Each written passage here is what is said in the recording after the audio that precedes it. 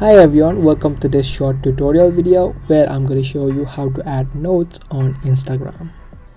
As you all know, notes is a new feature that has been recently added to Instagram. Now to add it to your own, you simply need to tap on the message section on the top right. After you do that, you land on the message, and to create and leave your own note, you can tap on this plus icon on the top right here. After you do that, you'll be able to now add in anything that you want. Now you'll have two options: to post it to followers you follow back, the close friends. So if you have added your close friends list, you can also share it to them. After that is done, you can tap on share on the top right.